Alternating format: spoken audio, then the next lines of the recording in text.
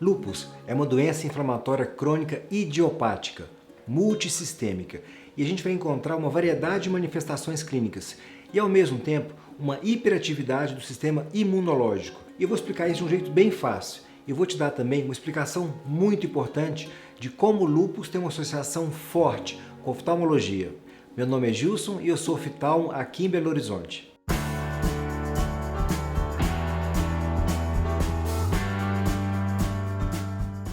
Primeira coisa, idiopática é uma doença que não tem uma causa definida, ou seja, a gente não sabe qual que é a causa que promove o aparecimento dessa doença.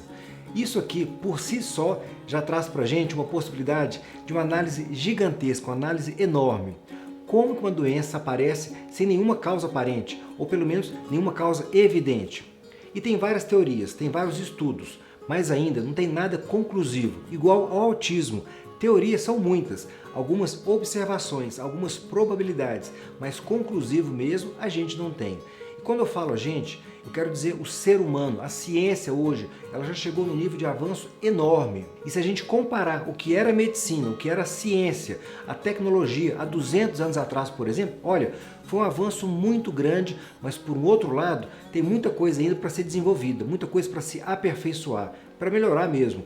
Coisas do tipo, a pessoa precisa ficar, sei lá, um mês engessada, imagina, um mês no gesso, para poder consolidar uma fratura óssea.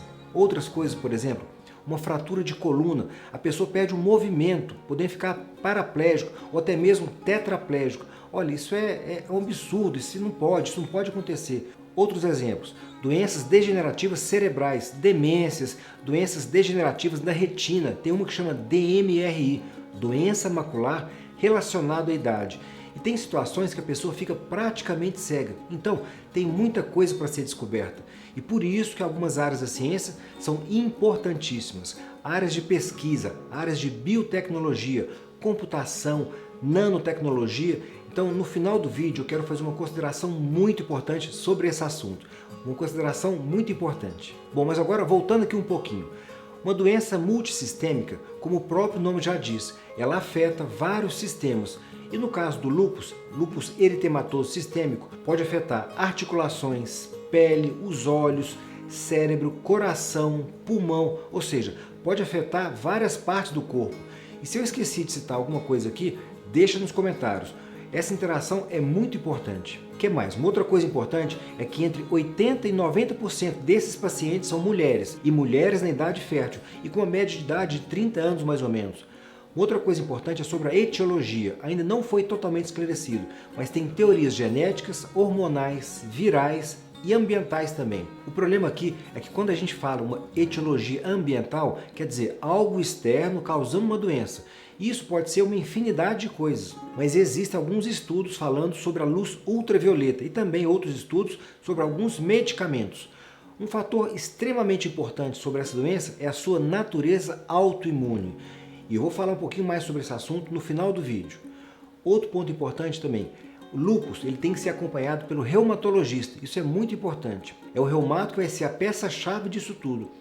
O grande ponto é, como existe um comprometimento ocular, o oftalmo precisa acompanhar também. E isso se dá por duas razões, tanto pelo fato de que a doença pode afetar os olhos, quanto pelo tratamento que é feito. O tratamento também pode afetar a estrutura ocular como um todo e, consequentemente, a visão. E aqui eu quero citar dois pontos importantes, os corticoides e os antimaláricos. Eu vou deixar aqui em cima os links dos vídeos específicos desses assuntos. Assiste porque é muito importante. Toda pessoa que usa corticoide precisa ter esse conhecimento. E eu sempre falo isso. Os corticoides, eles são importantíssimos na medicina, mas eles têm também efeitos colaterais, como todo medicamento, tudo bem?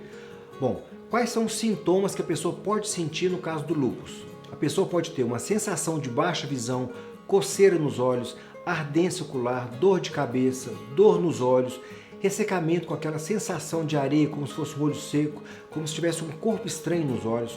Pode dar também fotopsia, que são aqueles flashes luminosos que a pessoa acaba vendo na frente dela. E isso acaba incomodando muito a pessoa. Mais coisas.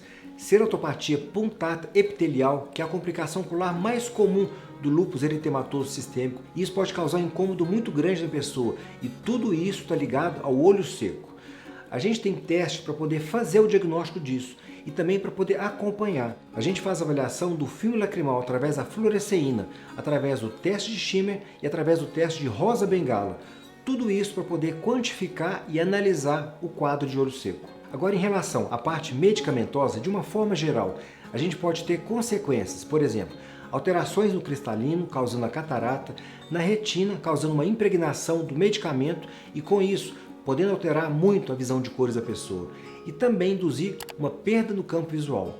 E como consequência também temos o glaucoma, que é uma das consequências do uso de corticoides. A gente chama de glaucoma cortisônico, ou seja, é um glaucoma induzido pelo corticoide. E é um tema importantíssimo esse. Assiste um vídeo meu que eu falo sobre isso.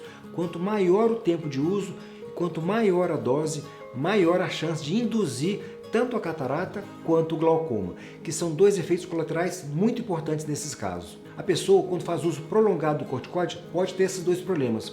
Agora, uma coisa precisa ficar registrado. Os corticoides são de extrema importância para o tratamento, extrema importância. E primeiro, não pode parar de usar a medicação sem conversar com seu médico antes. Isso precisa ficar combinado. E segundo, precisa do acompanhamento do oftalmologista.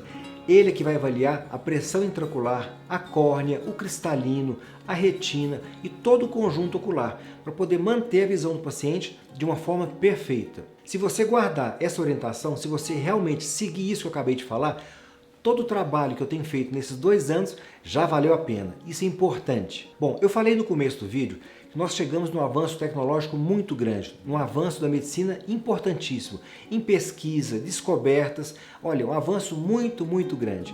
Mas se a gente comparar como as coisas eram há 100 anos atrás ou há 200 anos, imagina, hoje em dia a gente tem celular, computador, energia fotovoltaica, ou seja, a gente transforma a energia solar em energia elétrica. Isso é uma maravilha. Mas o que eu acho mais bonito avaliar é tentar descobrir, tentar analisar por que o organismo de uma pessoa ataca a própria pessoa. Por que o sistema imune dessa pessoa se vira contra ela mesma e passa a atacar não aquilo que é de fora, mas aquilo que é da pessoa. Eu acredito que talvez a cura nesses casos, se é que a gente pode falar nesse termo, mas o entendimento, o esclarecimento desse assunto talvez esteja aí, justamente nesse ponto. Algo que talvez vai além do que a gente está procurando. Isso é um ponto muito importante. O outro ponto é que mesmo a gente já tendo descoberto tanta coisa, um avanço tão grande, tantas maravilhas que são descobertas a cada dia, por que a área de pesquisa não atrai tantos jovens como, por exemplo, passar o dia inteiro em rede social? E olha, isso que eu acabei de falar é passível de receber uma análise muito grande. A gente pode ficar conversando sobre isso durante dias, mas a gente precisa começar a conversar sobre esse assunto. Isso é muito importante. E uma outra coisa, o que eu vou falar agora não tem nada a ver com política, mas eu acredito que isso tem a ver com uma análise profunda do nosso papel dentro da sociedade. Enfim, eu queria deixar para você só esse gancho, essa pontinha, para que um dia a gente possa começar a pensar sobre esse assunto, a poder falar sobre isso e abrir espaço também para a gente poder conversar mais sobre esse tema. Importante, deixa aqui nos comentários qual que é a sua opinião sobre esse assunto, sobre isso que eu acabei de falar. E tenta imaginar como que vão ser as pessoas daqui a, sei lá, 200 anos, 300 anos. O que elas vão falar sobre quem viveu em 2020, 2030.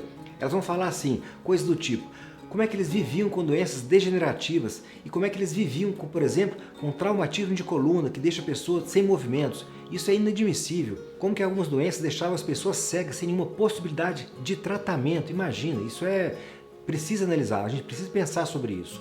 Perguntas desse tipo. O que precisa mudar na nossa sociedade para fazer com que os jovens se interessem realmente nos estudos e sejam os futuros descobridores de tantos problemas que a gente tem hoje? Qual que é o ponto? Qual que é o ponto que tem que ser mudado? E essa é uma análise muito bonita para ser feita, pelo menos eu acho. E é isso. Lúpus eritematoso sistêmico, uma doença que pode afetar muito tanto os olhos quanto a visão como consequência, tanto pela própria doença quanto pelo tratamento que é usado, do controle dessa patologia. E mais uma coisa, quem puder complementar sobre a nossa conversa de hoje, alguma coisa importante que eu deixei de falar, que eu deixei de mencionar, ou algum detalhe da sua experiência sobre esse assunto, deixa aqui nos comentários, ou também lá no Instagram. Lá no meu Instagram eu tenho deixado todo dia algum tipo de orientação sobre saúde, oftalmologia, medicina, coisas boas para a nossa vida, de uma forma em geral. É muito legal e vale muito a pena. E quem puder, divulga, isso ajuda muito o nosso trabalho. Não só ajuda, como é de extrema importância. E mais uma vez, um grande abraço e até o próximo.